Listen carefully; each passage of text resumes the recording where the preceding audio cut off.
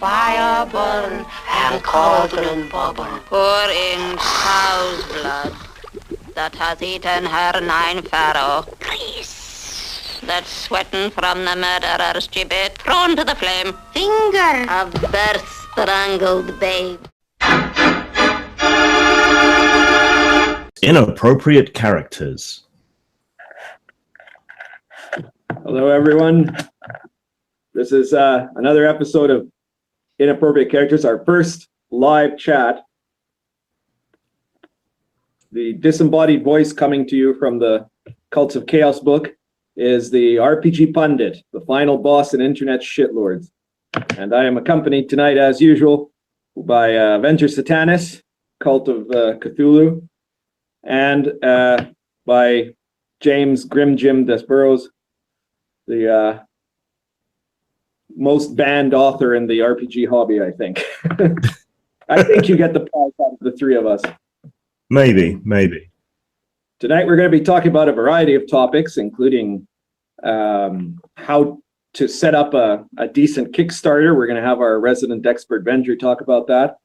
And then the big news about Anita Sarkeesian being the dubious guest of honor at the latest thing that used to be known as Gencon. And finally, chat about gaming as adults, in as much as any of us are actually qualified to talk about that. Or I guess it should be called really gaming when you're gray-haired rather than than adults, but we'll do our very best. And on top of that, we'll be taking questions from all of you if you have any. If there is anyone in the chat right now, I can't even tell, but we've got Grim checking that. And, Probably watching the chat. I guess if there are any questions, great. So, to start us off, Avenger, you had some thoughts for people that I think might be interesting for anyone who's listening, who might be thinking of, might be trying to make their own game or game products, and like me, have no idea about any of these things. Would you care to share with us a bit about your thoughts on Kickstarters and what to do about them? No, I'm good. Sure. That sounds like a good place to start. I just launched my 15th Kickstarter earlier today, and it's another Alpha Blue release. I call it a supplement because it's a variety of things. It's not just scenarios, and it's not just campaign setting, or just a book of random tables or scenarios, but it's kind of a grab bag of a lot of things. I like that variety in a product I'm buying, and I like writing in that kind of style with a lot of things going on because it stops me from getting bored. If I just had to focus on one thing for an entire book, it would get tedious after a while. So, I wrote the name down because it's long and kind of complicated, but it amused me, and that's why I picked it from 20 or 30 or so that were suggested in this poll. So it's called Alien Ass, Hydrogen Gas, or Cosmic Grass. No one warps for free. That is quite the title. Yeah, when I read that, I was like, yes, I would not have come up with that on my own. And that's kind of something I wanted to go with, something that was just like, not something that would have just come naturally to me, but came from outside, as if Cthulhu himself had handed it to me on his tentacle or something. So there's a lot of pictures, especially of girls. I think I got one picture of a dude. The rest are all hot chicks. And, I think you know why. Sex sells. Most gamers are male. And even the female ones, probably appreciates a good-looking broad with nice breasts, nice butt, good figure, things like that. It never ceases to amuse me that of the three of us, I am by far the one with the cleanest rated art in my books. I can't say that about too many people. So that's just blows my mind. I mean, sex sells, and it's like an untapped kind of market. Sometimes you see a good cover or like juicy interior art, or something mildly salacious about maybe the title or an angle for a scenario or a campaign setting or something like that. But usually gamers kind of hold off on that. They're a little more conservative or prudish in that way, and that kind of left a wide open territory for me and for Jim. Yeah. It didn't used to be that way, though, did it? But now it's this underserved sort of area. Exactly. I think what you described the Rifts RPG and pretty much everything Palladium has ever done, right? About being the ideal sort of format to appeal to 14-year-old boys, right? Which is big robots, giant guns, and occasional boobies, right? That's the model to follow for RPGs, I think. Now, mine didn't turn out that way because I write RPGs mostly about like epic myth and history and stuff like that, right? So I take works of art and, well, I don't, my publisher does, and puts them into a format to create this, medieval style for my medieval authentic game. Yeah, you took the easy way out. I was doing an RPG about, culture. Occasional boobies. It's not like history to find art with a nice pair of breasts. It doesn't. It's come not like history's completely free of sex and stuff, though, is it? I mean, history's replete with that. Right. And myth. God. Well, gods. Yeah, it makes the world go on. It's the people that criticize me, that try to claim, for example, that I'm anti-LGBT, right? They obviously haven't read, Lords of Olympus, right? Where I'm very open about the weird combination of relationships that the Greeks god had. Now, of course, that isn't. Dude, nobody's read Lords of Olympus. Actually, Lords of Olympus is probably the most popular game I have in South America. It's very well read here. That maybe because the OSR didn't show up until a bit later than in North America, but in South America, in Uruguay, the kids go nuts over Lords of Olympus. But it's got like the classic Greek sexual mores, which are very different from our own. They're not really like our own LGBT concept either, right? But they're I want every culture to, when I present a culture, same thing with India, where I have a transgender character on the freaking cover, right? I want the culture to be represented correctly in the setting. I don't want every setting to look like Seattle in 2018, right? Or to have those values. I want to have the values that they are meant to have. A Starbucks in every dungeon. Yeah, Starbucks and everything. So that's a good point in the chat. They say they do appreciate some mildly erotic art in games, but it shouldn't radiate we're using boobies as a crutch to distract from the game's flaws.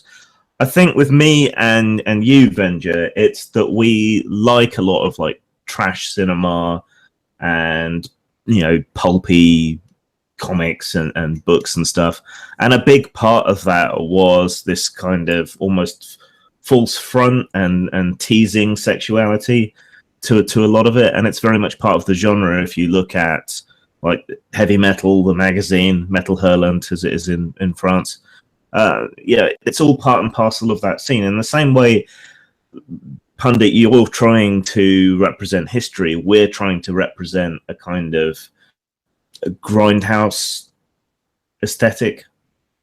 Yeah. Right. Well, if you didn't have breasts in gore, then there'd be something wrong with you as a designer, right? But on the other hand, if like Dark Albion or Lion and Dragon were covered with pictures of large-breasted women, then that would just be pandering, right? It's two different things. Right. And with Alpha Blue, I mean, the whole point is it's sleazy. It's it's grindhouse, which is it's grindhouse now, but back in the 70s, it was exploitation. Exploitation is kind of, a dirty word now, but exploitation cinema, I mean, that's what it was called. You got your Last House on the Left and Ilsa, She-Wolf of the SS, and, maybe your zombie movies, your blaxploitation, kung fu movies, or, basically giving the audience what they want, but doing it. Fenja, how many Kickstarters, crowdfunding things have you actually run now? And have you got any hints or tips for anyone? Yeah, this is 15. So you got to have some good art, like I said. With this current one, there's some ladies up on in the pictures. In fact, I had one guy ask me, I noticed you have a lot of great pinup art on your Kickstarter page, and he asked, "Is that stuff going to be in the book, or did you just use that as window dressing?" I'm like, "Yes, I bought and paid for all that stuff, and that's just the stuff that I can show because it's not, too extreme. It's not too not safe for work." But so yeah, artwork is good. Reasonable rewards. You like to push yourself a little bit artistically, or maybe what you're capable of with your time and energy, but don't go overboard, because if you start, and I'm sure you've heard this before, but if you go into it with the idea that hitting a certain amount of money, stretch goals, you're going to make miniatures, and you're going to do this, and you can do that, and things that don't really apply to your stated goal, what you set out to. If you do a book or a PDF, and then all of a sudden, well, 50,000, I'm going to start making these giraffe sculptures, and they have the name of the book on it, and things that just don't make any sense. Don't do that. Yeah. I think a lot of people get overstretched and end up losing money because they've promised too much. Yeah, I read an article about I've never done a Kickstarter, right? And I'm not really planning to, but the one thing of advice that I would give anyone that's planning to, and based on what I've observed, is make sure you've finished writing your whole book before you even start the Kickstarter, because otherwise, and I consulted on a Kickstarter, which was Raiders of Riley. And like many other cases I'd heard of, the guy was like, "Well, I'm 75% done, so let's do the Kickstarter now." And I said, "Okay, but you've got to finish it, right?" And that famously ended up being 4 years late, right? But one thing I'd read in an article was that there's actually an ideal number of updates to be done to a Kickstarter. That if Kickstarters that don't have any updates don't do as well, and Kickstarters that have more than that don't do as well. And I think to remember that the number itself was actually very low. It was 1 or 2 updates. Have you ever heard about that? I think people, the sense I've gotten from all the Kickstarters I've done is that people expect and want an update at least every month. So if the entire project is, say, 6 months long, 6 updates is kind of your bare minimum. I'd say to play it safe, 2 a month. So if you're right, I mean during the Kickstarter itself, right? When the Kickstarter is going on. Oh, while you're raising the money. I'd say the whole time, from when it starts to when you've shipped everything out and everybody has their rewards. So all that time. So let's say it takes you a year from when you launch the Kickstarter to when you complete fulfillment. So 12 months, that's 24 updates. I think that's very reasonable, and that's kind of a goal that people should set, because you don't give people any information, or you wait too long to get back to them, and they get worried, they get pissed off. But if you're messaging people every 3 or 4 days, I think that's too much. Then it starts to feel like spam, or you're their friend and you're just chatting and hanging out, and maybe you're not that serious about the business, the work, getting it out there, finishing it, making sure people have it. But going back to what you just said, I've never, out of the 15 Kickstarters, I've never had it 100% completed by the time I launched a Kickstarter. Usually I'm somewhere between 10 and 50%. But that's me. If you can't handle that kind of pressure on yourself, I put a lot of self-pressure on myself. I use the Kickstarter and the people that believe in me and want to support me and give me money as fuel to, put pressure on myself and make myself do it. If I'm just doing it for myself, maybe I won't work on it like every night for a week. Maybe I'd be rather watching porn or something like that. But if I know that people are counting on me, then I'm going to do it. I'm going to do whatever I have to do to finish that thing. So that's my creative process. I like to just sort of see how things happen. I like to throw an idea out there, have it kind of roughed in, outlined, and then just kind of let it take its course. But not everybody can do that. So if you're unsure about it, or it's your first or second one, probably get 80, 90, or 100% finished before you start. Otherwise, you're in for trouble. It's a lot more work than people realize, I think, running it. It does take a lot out of you, and you don't get a lot else done while you're running the Kickstarter. Have you had anything go really badly wrong? Because I have, and if you haven't, I can relay that story. Things that really went wrong. I can't think of any horror stories where I was like, oh my God, tearing my hair out, what I've left, which is 0. I can't remember a time where I was like, fuck, this isn't gonna work, or I have to knock on wood now, but it's gone relatively smooth pretty much every single time. The worst part is probably the tedious packaging things up and going to the post office, especially if you're international. It can take like 10 minutes per package sent to Canada or to fucking Pundit or, whoever, in Great Britain or Germany, whatever. And so if you have like 4 international packages, which is really not that much, if you like a total of 20 and 4 international, that's like 40 minutes, like added onto your time. It's like, okay, well, my whole morning's gonna be spent at the post office, I guess. Fuck. That's shitty. Plus packaging, it's a lot of work. You got stuff packages.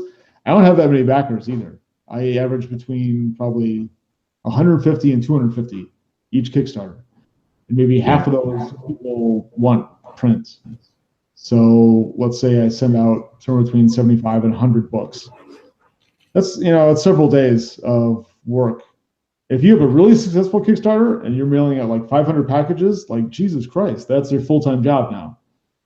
So yeah, and shipping prices have been all over the place for quite a while. So that's really difficult figuring out how much it's going to cost you. There's a couple more things in the chat, and I'll tell you what went wrong for me. So they say a rule of thumb might be 2 months since your last update, or when you have something urgent or profound to relay. I'd say more once a month, just to keep things ticking over. And yeah, when you hit significant milestones, or if something goes horribly wrong, it's always best to be honest with people, and they will be quite forgiving so long as you keep them up to date with what's going on. And little updates might be better reserved for a Discord server linked to the project, or your social media or something. Yeah, I can agree with that. So I'd run a couple, and they went pretty well.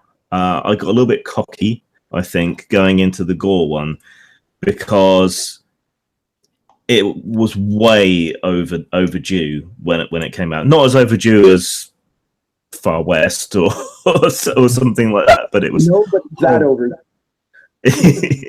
But it was horribly overdue. But this was circumstances entirely beyond my control. I had written everything and edited everything. I had the skeletal layout already done, and the delay was the art, because I had a single artist, Michael Manning, who is brilliant, but his process is slow, and one thing after another went wrong for him. I can't go into details, but it was just one thing after another went horribly wrong for him, and so stuff got delayed and pushed and delayed and pushed. I think it was worth it in the end. But if I go into another project that needs as much money, that raises as much money as that again, I think I'm going to make sure I don't have any single point of failure other than myself, really. So that's something to watch for, is make sure you've got backup plans. How much Right. money So this, did you speaking as a consultant, right, putting on my consultant hat for a moment, and pointing out to anyone who's listening that I am available for consulting on RPG projects, just get in touch. I would say that this is why, unless you're very, very experienced, like our friend Venger, who's done a lot of these Kickstarters, get all of your work, if you're the writer, get all of your work done first. And because there's way more, especially if you don't have a lot of experience with RPGs and you're publishing it yourself or you're working with someone else or whatever. Every game I've ever written has taken longer after I was done writing for the publisher to finish than it took me to write it.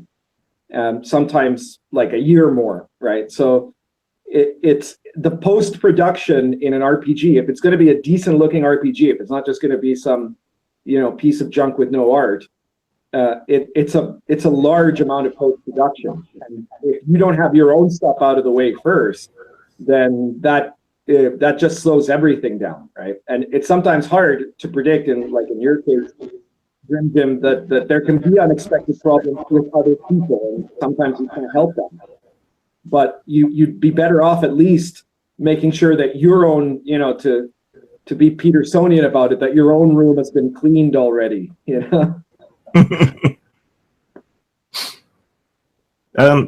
Kickstarter actually segues quite well into our second topic, doesn't it? Because Anita Sarkeesian's initially famous for her Kickstarter on women in tropes in games or media, whatever it was.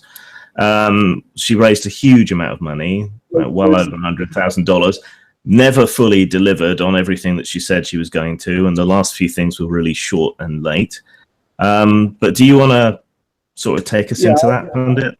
Let me introduce this to you, because incredibly, when I mentioned this as a topic, Venger, you said, "Who's Anita Sarkeesian?"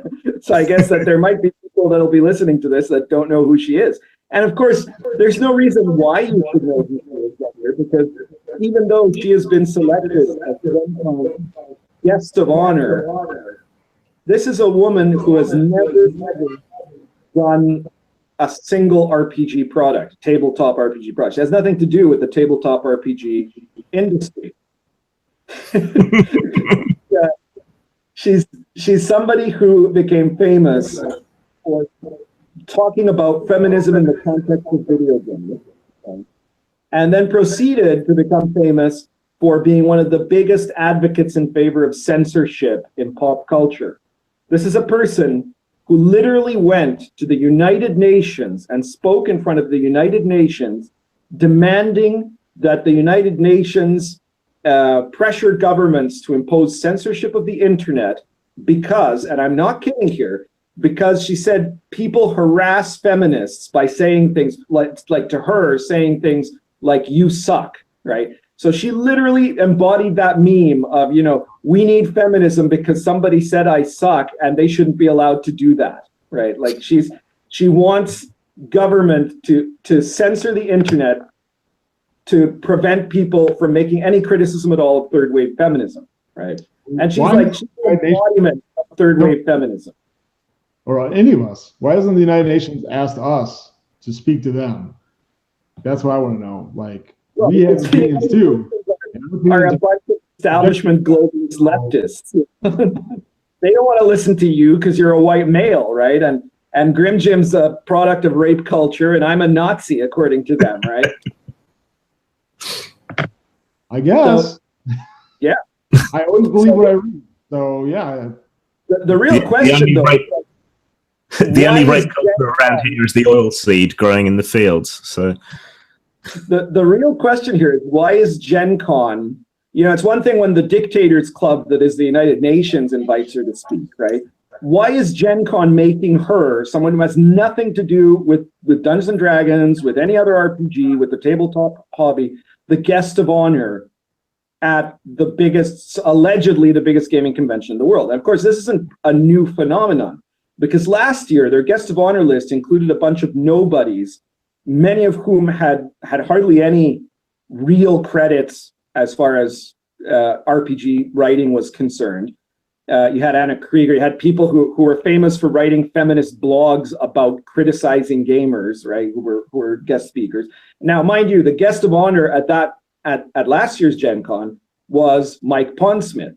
And Mike Pondsmith, nobody is going to question that he's a great game designer.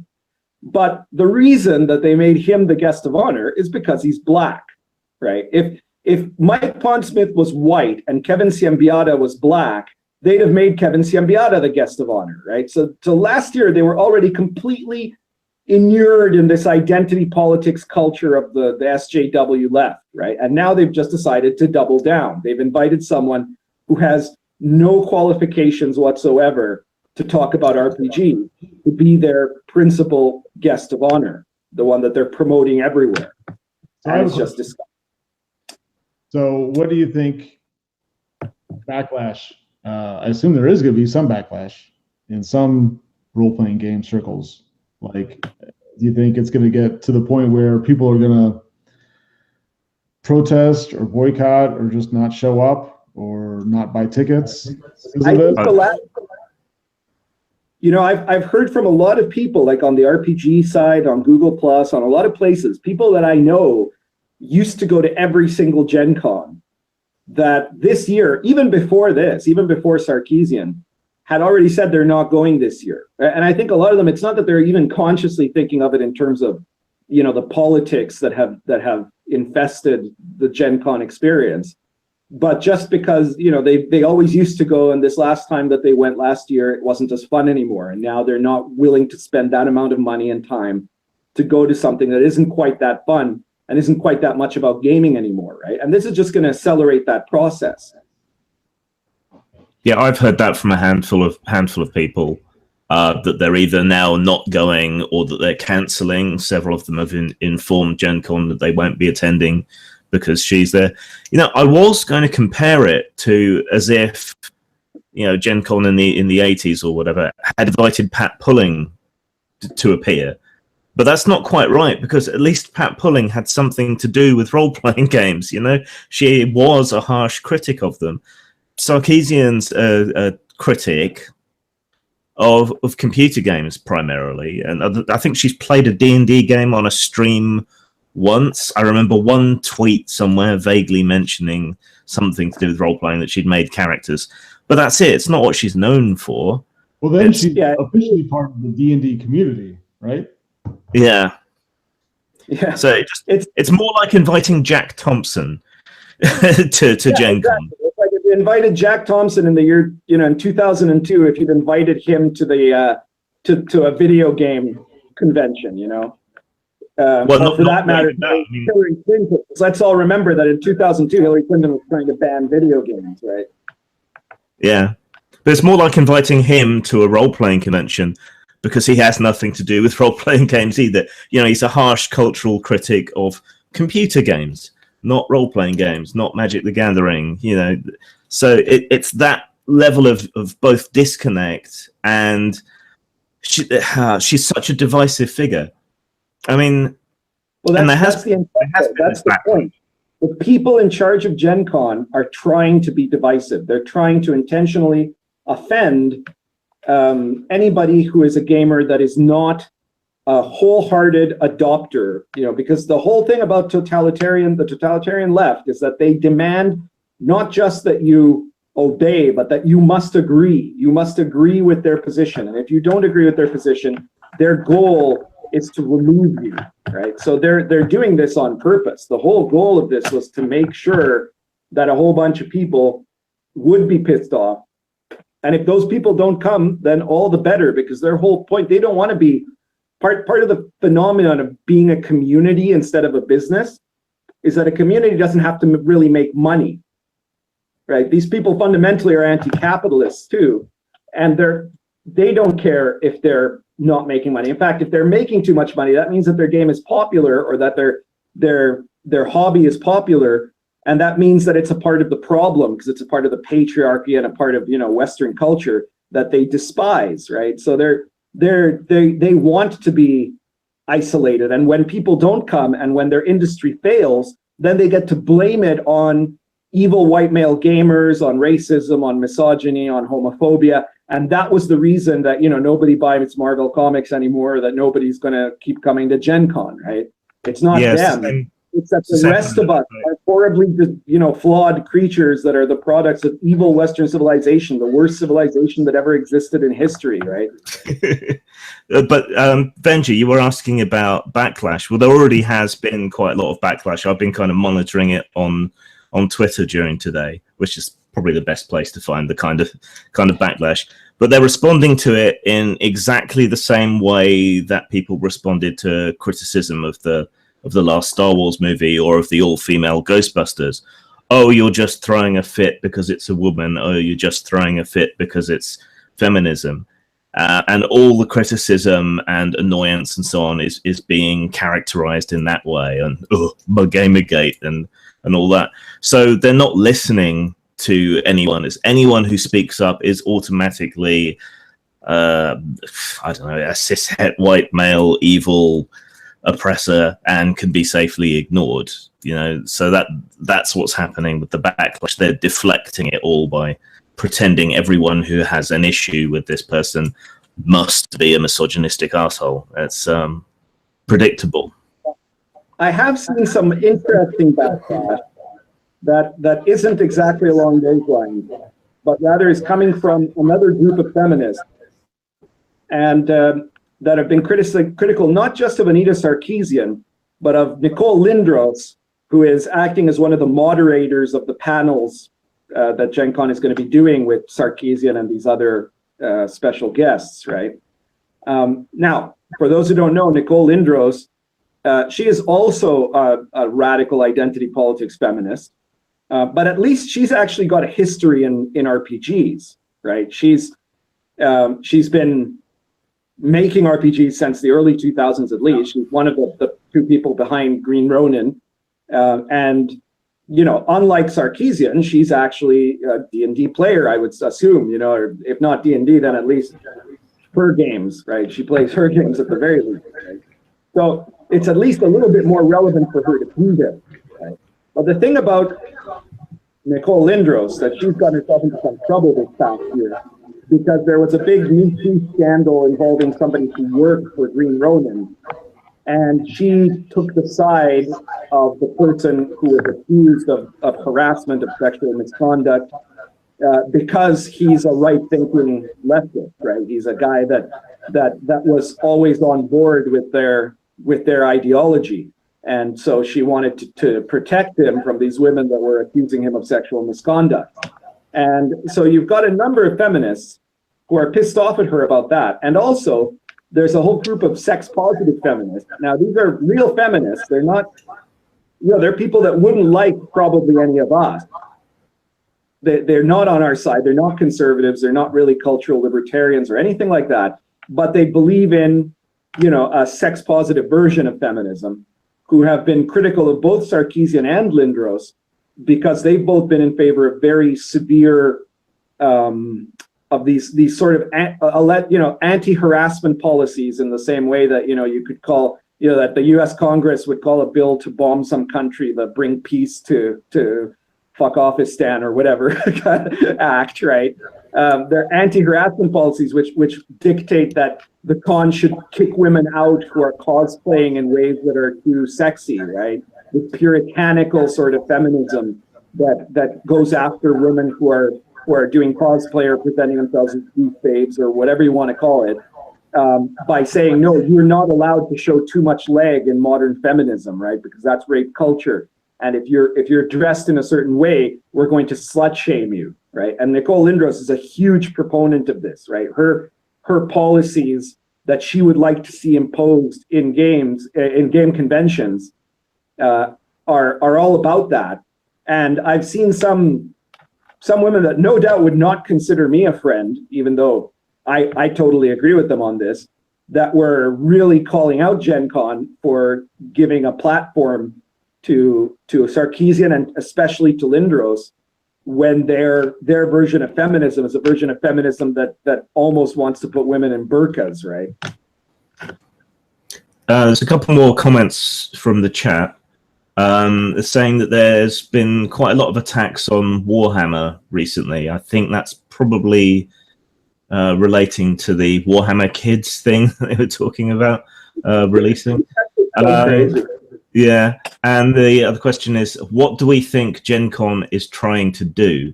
Do they feel like making nice with social justice terrorists, and do they think that'll be good for their con? Venja, you've been quiet for a while. You got any thoughts on that? Yeah, I did a little bit of research just before the show.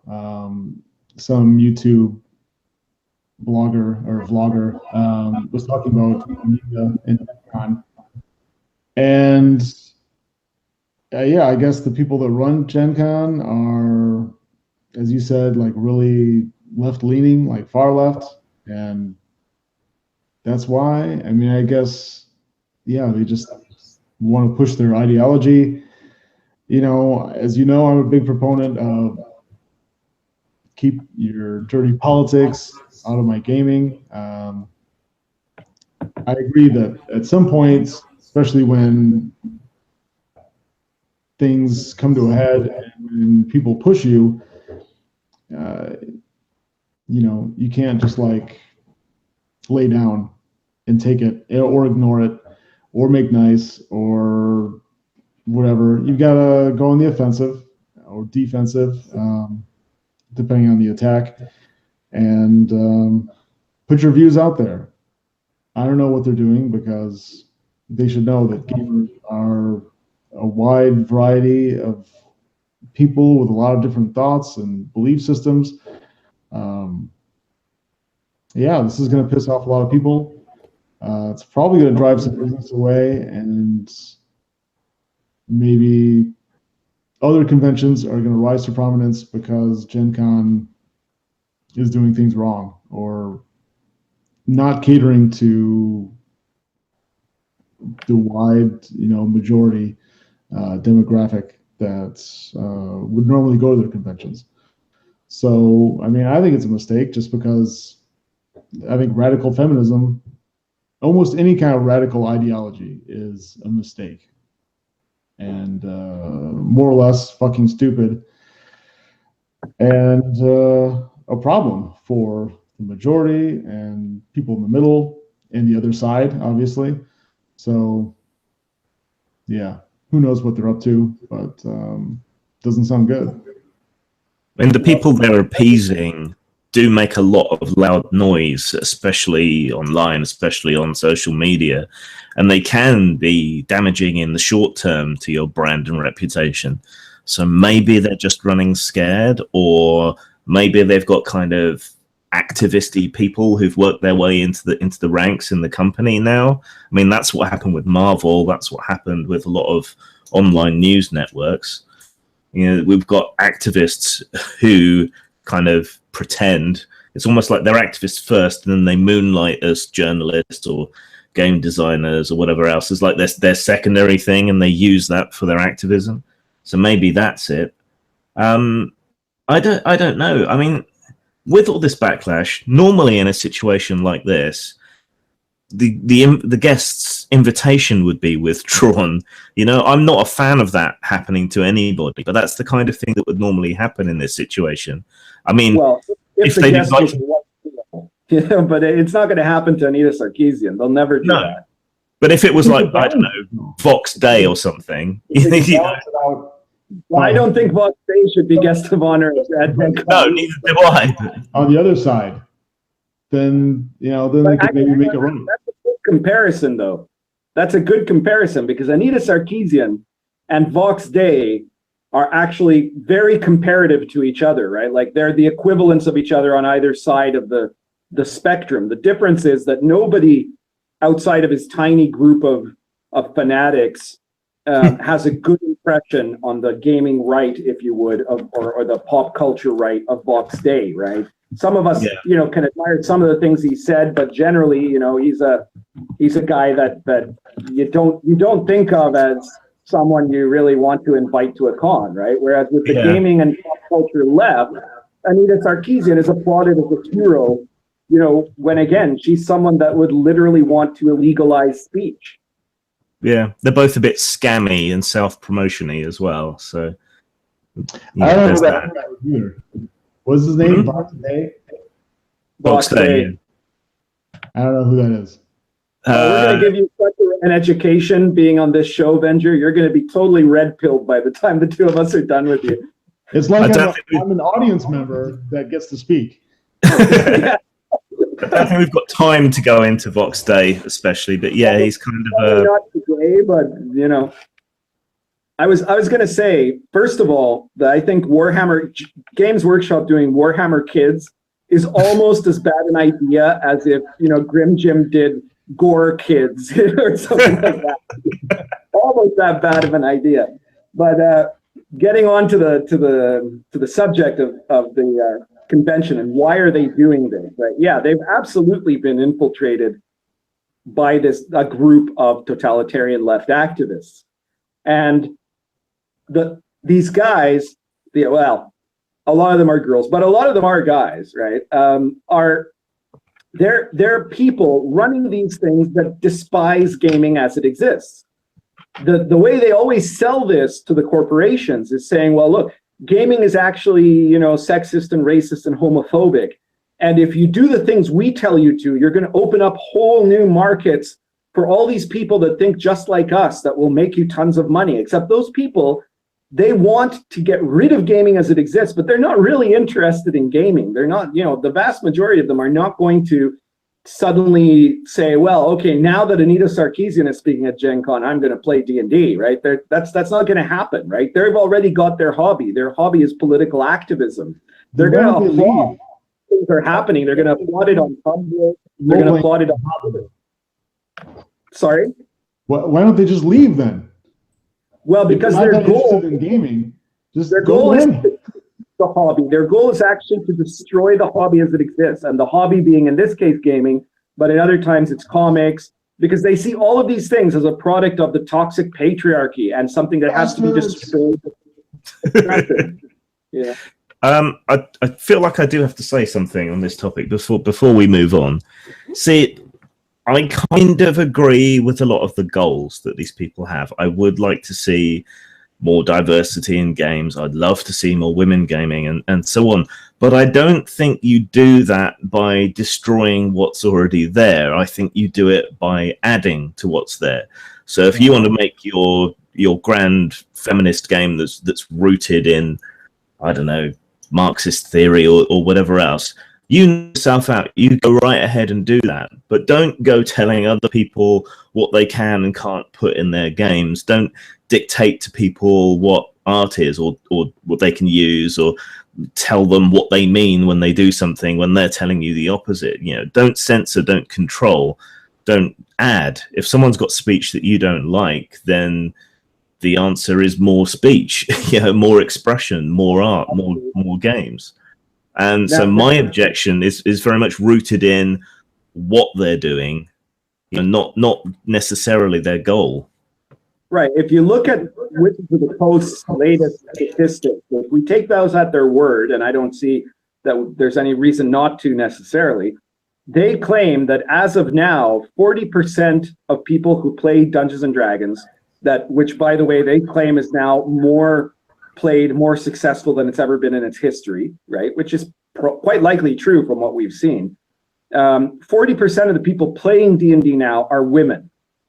And that number, that percentage, it's got nothing to do with, the feminist influence in gaming.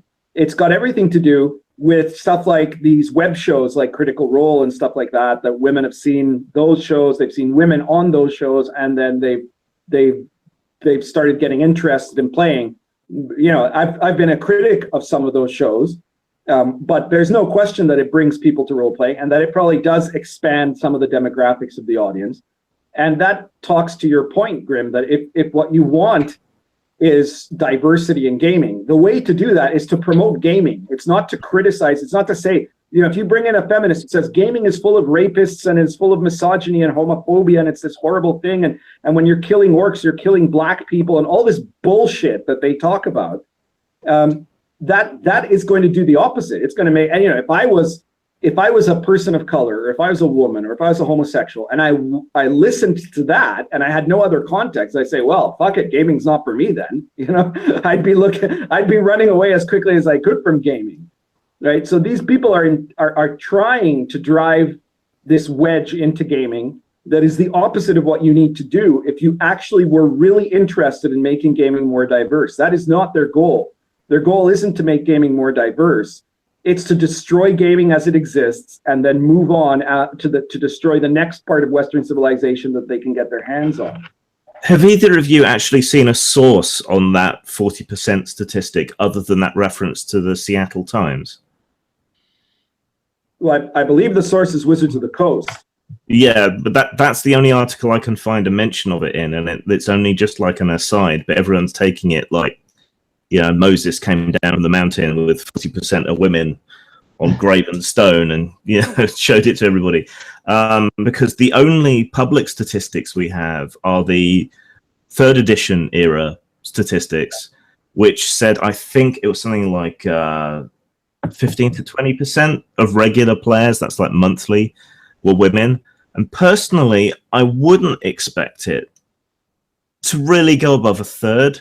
So 40% is not far off that. Maybe they rounded the figures up or something, but I can't seem to find any sort of raw source data on it. Well, look, I'm the RPG pundit, right?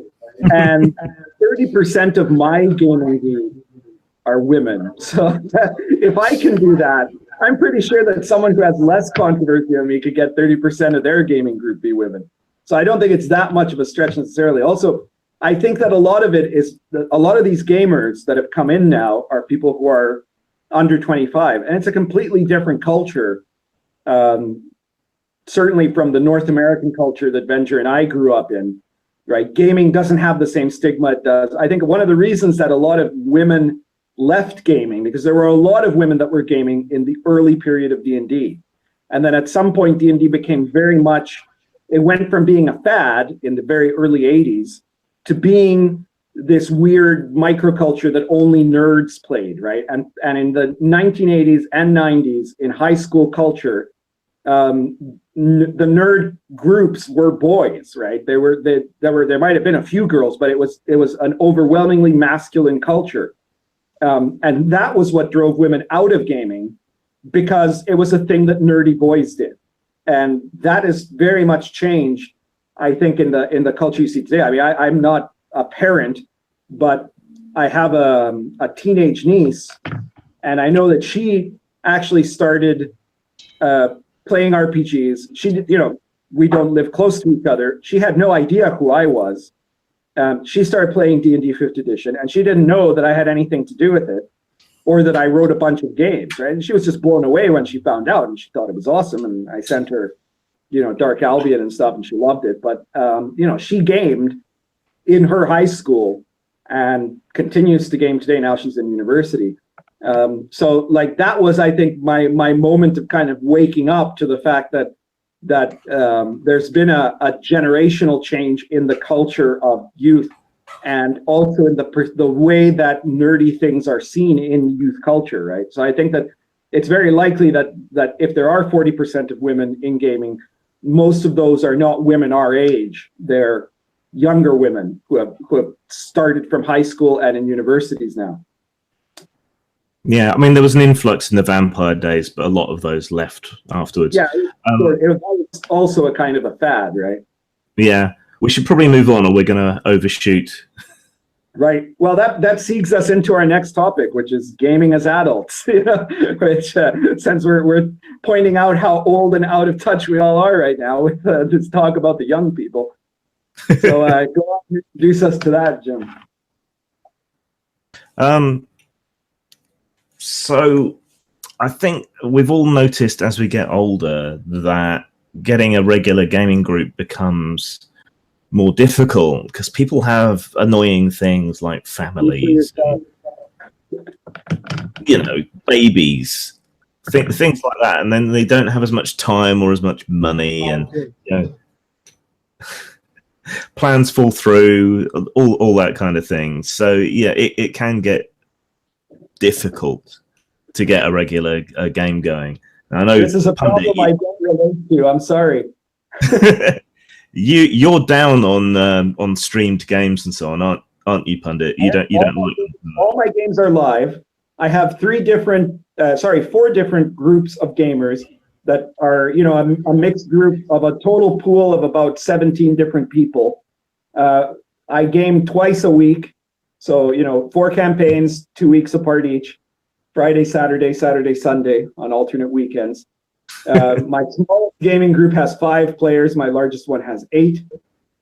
30% of my gamers are women. Several of them are married. In fact, I have in my Dark Albion group, I had a couple that they were dating at the start of the Dark Albion campaign. They got married during the course of the Dark Albion campaign. They had a baby. And when they had a baby, they took about a month off, and then they started coming back to the game right after that, right? I don't know, maybe I'm just a really good GM, but I've never, ever had a problem getting gamers. And that baby was named Dark Albion. Yes, or Arthur. Well, okay, so yeah, you're fine, but the rest of us aren't necessarily, you big gaming slut. Right. Okay, so what you were saying, Jim, is it's extremely difficult as you get older, which is unfortunately true. That also makes it more special, which is one of the saving graces of getting together, especially live, play, weekly, semi-weekly, whatever. I know that my free nights are very few and far between, which makes them so precious that not only do I put my heart and soul into each session, each game, but if I know that I'm going to do something on a Friday, I'm already looking forward to it by like Monday or Tuesday, and I'm thinking about it, and maybe I'm preparing in special ways, or maybe I'm just savoring it as it gets closer and as it's happening. And I'm not going to blow it off unless something dire happens. If one of my kids has to go to the hospital, or if I break both my arms or something like that, then I'll or if I'm deathly ill, I'll have to cancel. There's no way around that. But barring something like that, I'm playing balls out, turning it up to 11, and it wasn't like that when I was younger. When I was younger, playing, I don't know, Teenage Mutant Ninja Turtles or Star Wars West End games or D&D or whatever.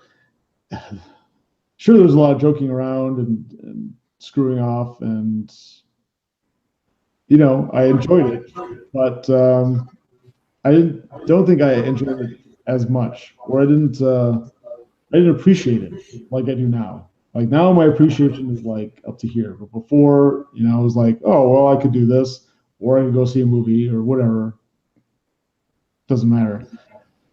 But now, when I get the chance, it's important to me, and so I want to do that and do it to the best of my abilities. And it's a rare treat, to gather your friends around, and they're in maybe their 30s and their 40s, maybe even 50s. It doesn't happen all the time, and so we may not be here tomorrow. And mortality, creeps in as you get older. You got to know that you only have X amount of sessions left in you before. So game on and game hard, and if you have a passion for it, don't lose that, and don't lose touch completely. Don't be too disconnected from gaming. If you love it and you want to take a break, that's fine, but if you go too long, well, that's just so many missed opportunities that you'll never get back, and who knows what's going to happen in the future. So gather ye rosebuds while ye may. I have 3 questions for you, Venger. First of all, does your wife role play?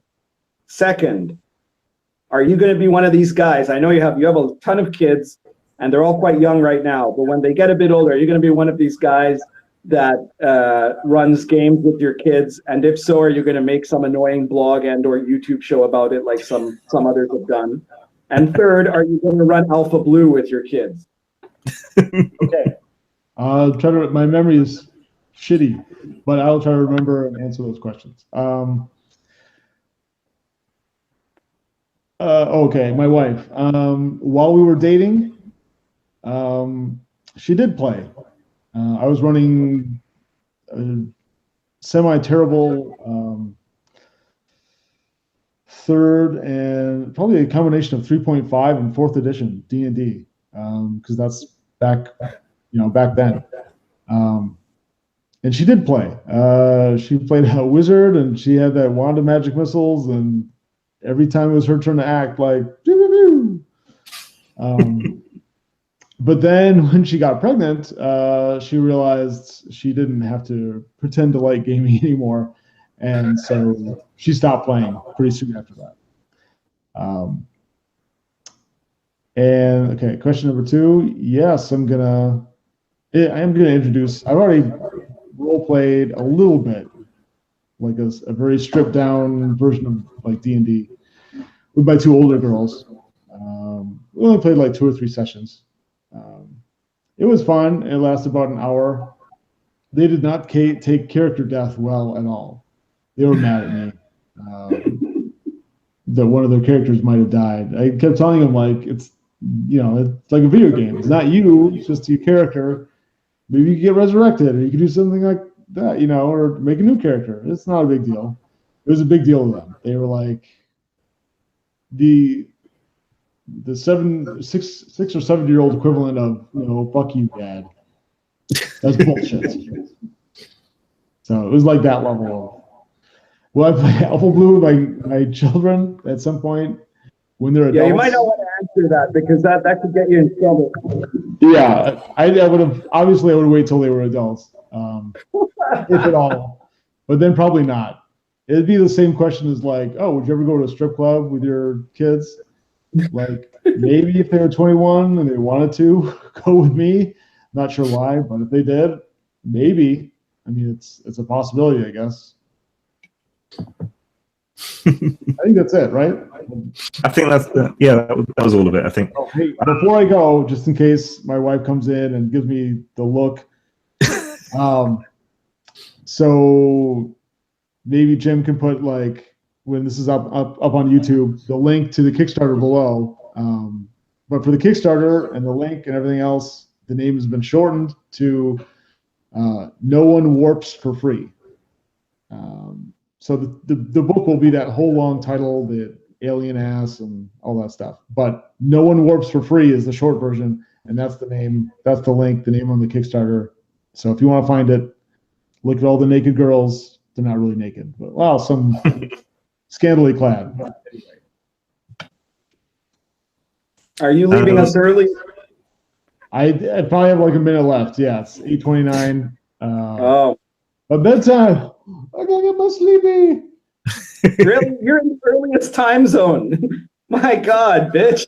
I mean, poor Grim Jim. It's like, what, 2:30 in the morning where he is. 2:30 a.m., yeah. But I have to get up at like 4:30 tomorrow because of my 18-month-old twins. So.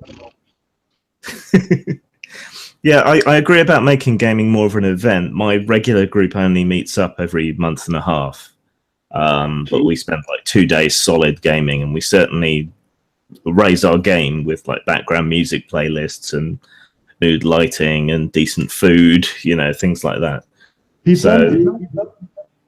Do you eat pizza? Not so much anymore. We used to. I don't think we've had pizza at the session for a couple of years now. So, wow. Curry, Uruguay, Chinese.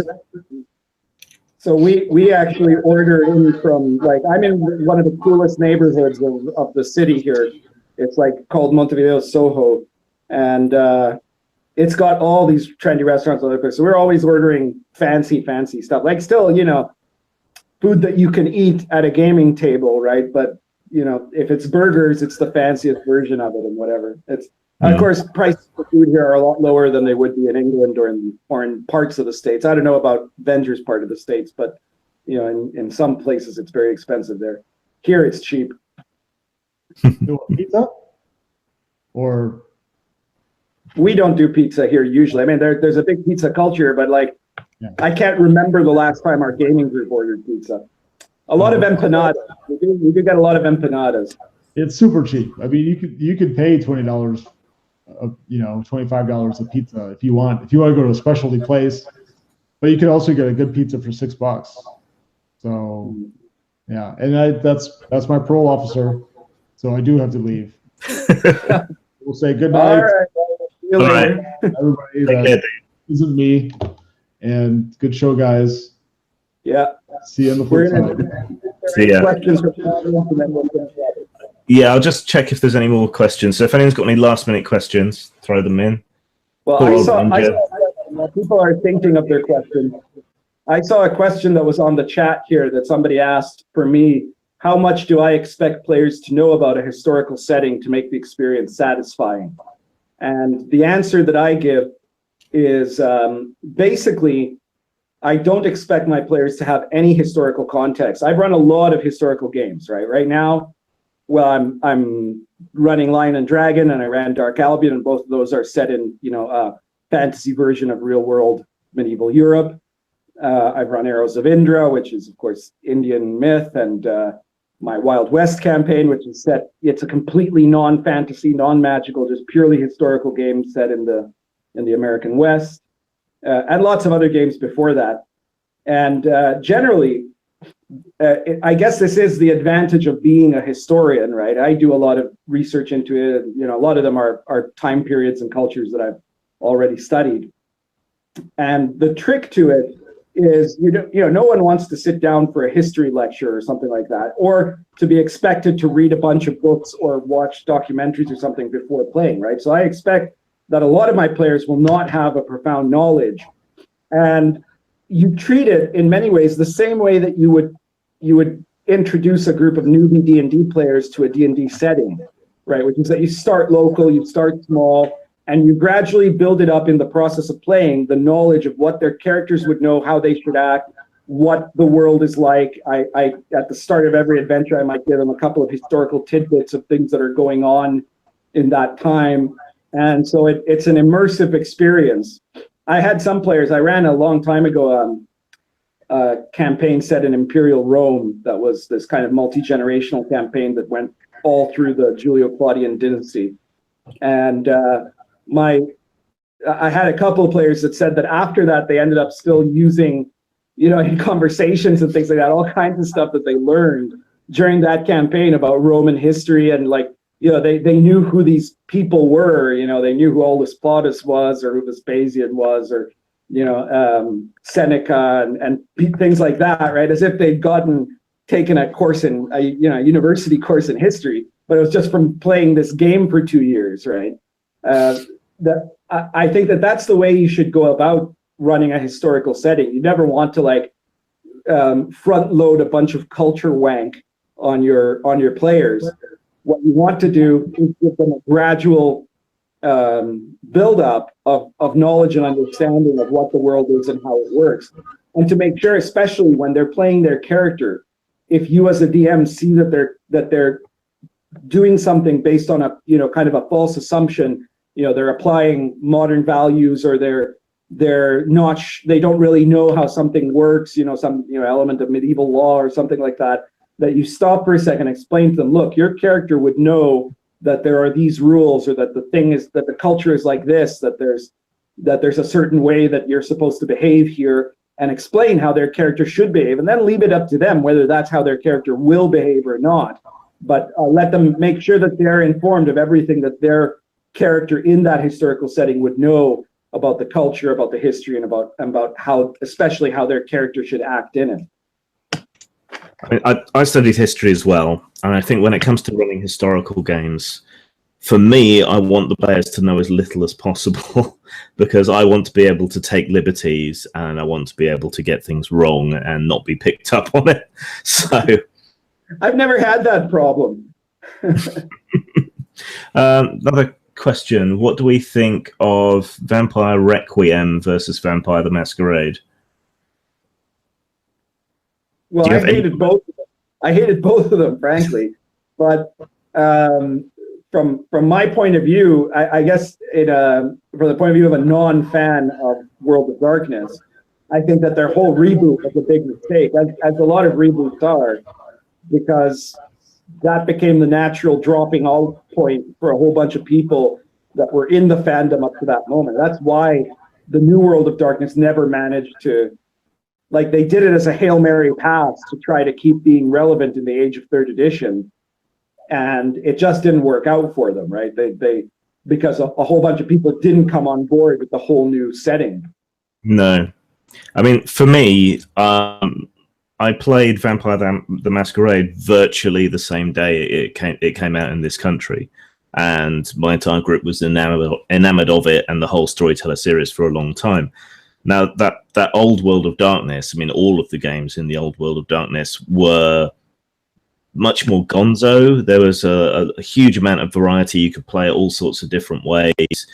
There was a fun and an energy and an enthusiasm and a coolness to it all at the time. But it's like they used up all their good ideas on the old World of Darkness. And when it came to the new World of Darkness, it was just pablum. It was so anodyne and so narrow and small compared to what had come before. It had none of that same energy at all. I didn't like the rules changes either very much. I felt that it came to the point where it was too abstracted and not in a good way. And plus I got soured on the whole thing at the time because of the way the LARP Society was being run and the way its officers and so on were conducting themselves. You know, I was fairly into the whole vampire LARP scene, and that just all went to shit. So I got turned off the whole thing. I've got a bunch of secondhand World of Darkness books if anyone's interested. Let me know. I'll have to dig around. I'm trying to get rid of them because I'm just that turned off. We're selling off our old RPG books. Yeah, that's how hard up we are. There was a question to me about Gore, the RPG, about how difficult it is to get into if you haven't read the books. Well, I mean, all the information is there in my 2 books. So you got the actual game book, and then you got the World Encyclopedia. So it's all in there and much more ordered than it is in the books. And the books kind of change. His vision of the world changes after the first few books and becomes much more solid and well realized later on. But if you're familiar with the kind of planetary romance genre to an extent, so that's things like the Barsoom books by Edgar Rice Burroughs, and if you're vaguely familiar with Greek and Roman history, those are big influences on his work. But the beauty of Gore as a setting is that you can pluck people from Earth and move them into this world and just throw them in as players, with them having absolutely no idea of how the world works or any of the cultures or anything, and that fits perfectly fine.